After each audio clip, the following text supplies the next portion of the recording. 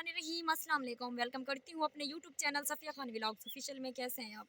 उम्मीद करती हूँ मेरे तमाम बहन भाई खैर वफ़ियत से होंगे। मैं भी अल्लाह के करम और फजल से ठीक हूँ। गाइस, सबसे पहले तो मेरी तरफ से मेरे तमाम बहन भाइयों को ईद मुबारक हो और शब बारात मुबारक हो। तो आगे की वीडियो स्टार्ट करने से पहले एक छोटी सी रिक्वेस्ट करती हूँ कि मेरे चैनल को सब्सक्राइब करें, बेल आइकन दबाना ना भूलें।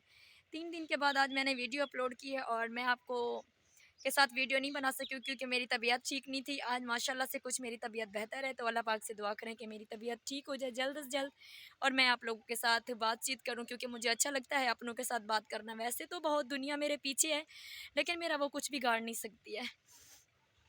खैर कोई बात नहीं, जिसका कोई नहीं होता उसका रब ज़रूर होता है। मेरा रब मेरे साथ है तो मुझे उस पर भरोसा है। बस मैंने अपनी छोटी सी वीडियो बनाई आप लोग को ये पैगाम देने के लिए कि मैं क्यों वीडियो नहीं बना रही थी और मेरे साथ क्या मसला था।